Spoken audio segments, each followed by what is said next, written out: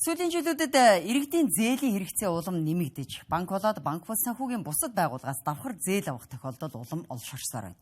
Энэ нь иргэдийг өөрийн дарамтанд зээлийн тойрогт оруулдаг төдийгүй эргээд зээлээ төлж чадахгүй нөхцөлд хүргədгийг эдийн засгчид хэлж байгаамаа.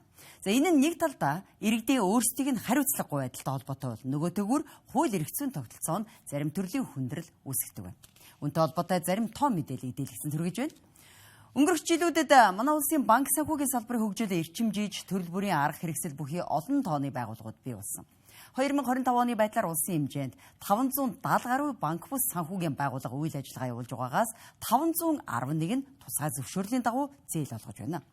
За тэгвэл нийт салбарын харилцагчдын тоо давхарцсан тоогоор 3.7 сая хүрсэн нь 2024 оноос буурсан үзүүлэлт боловч зээлдэгчдийн тоо 2.8 сая хүрсэн нь 2024 оноос даруй 42%-аар өссөн үзүүлэлт байж байна.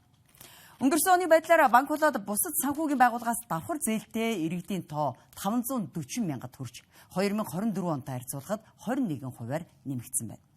Давхар зээлтэй иргэдийн банкнаас авсан зээлийн үлдэгдэл 13 орчим их 80 төгрөг. Бусад санхүүгийн байгууллагаас авсан зээлийн үлдэгдэл 5 их 80 төгрөгт хүрсэн байна. Манай улсын банк санхүүгийн салбар улам тэлж төрөл бүрийн арга хэрэгсэл бүхий олон тооны байгууллагууд бий болоод байгаа.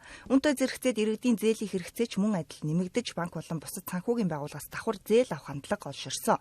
Хэдийгээр нэг талдаа салбарын хөгжил эрчимжиж байгаа боловч нөгөөтэйгүр санхүүгийн тогтвортой байдалд эрсдэл үүсгэж байна. Тухайлбал банк бус санхүүгийн байгууллагаас финтек болон уламжлалт зээл олгохдоо нийгмийн даатгал, санхүүгийн хуулга, зээлийн түүх болон оноожилт зэрэг дээр үндэслэдэг. Гэсэн ч иргэдийн зүгээс зээл авсан ч буцааж төлөхдөө хариуцлагагүй ханддаг гэдгийг мэргэжилтнүүд хэллээ. Эрсдэж байгаа зээлэн дээр шинжилгээ хийгээд үзэхлээр за хэд хөндөр цалингаас өндөр хэрэглээний зээлүүд эрсддэг. Магадгүй өндөр үнэтэй гар утас судалдаж авдаг. Тэгээд давхартуулаад 1-2-3 сар ч юм уу өндөр цалин авангуудаа яг цаашдаа миний орлого ийм байх юм шиг бодож зээл авдаг. Одоо сүүлийн 6 сар дансны хуулга гэдэг ч юм уу энэ бүгдийг ингээл хараад олгодог. За тэнгууд иргэд өөрсдөө одоо дараа чи юмнуудаа төлөвлөхгүйгээр аваад тэгээ шууд нөгөө ажилласаа гачихдаг. За тэгээд одоо 2-3 сар 4-5 сар ажиллаа хийдгүү гэл ингээл өөрсдөө л ер нь хариуцлагын асуудал байгаа юм л та.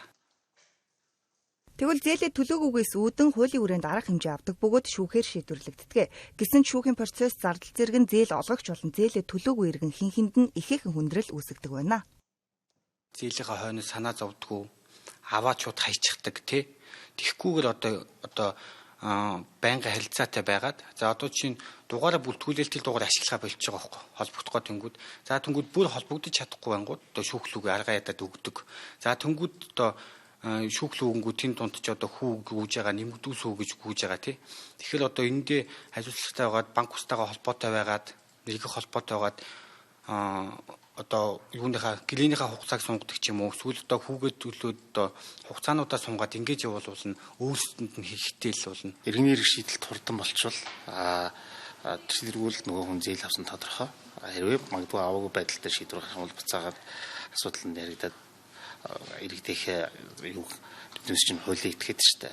Ингээ шийдчих юм дээр ингээ маш ихээр нь оруулдаг. Тэгээд тэрэн дээр ажиллах хүчний зардал маш аюул өндөр гардаг байхгүй. Ер нь бол ажиллах хүчний зардал. Одоо биднээс чинь эрсдлийн алб байгууллагад бүх санхүүгийн байгууллага байгаа. Тэгээд тэрэн дээр маш өндөр ачаалттай ажилтдаг.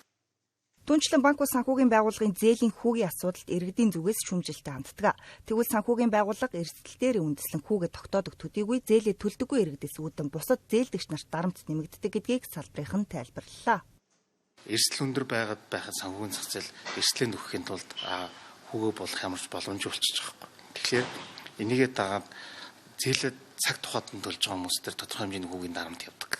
Хэрвээ иргэд хариуцлагатайгаа санхүүгийн мэдлэгтэй байгаад зээлийн асуудалгүй цаг хугацаанд нь төлөөд санхүүгийн засварлын тодорхой хэмжээний эрсдлийн түвшингээд авахгүйгээр хэвийн байд хэмжээнд яваад шийдэгдэлт нь магадгүй хууль эрх зүйн харьцан ч гэсэн хэвийн байх юм бол хурдан байх юм бол энэ одоо өндөр хүүтэй гэж яригдаад байгаа санхүүгийн байгууллагын хүү дагаад борох бүрэн боломжтой.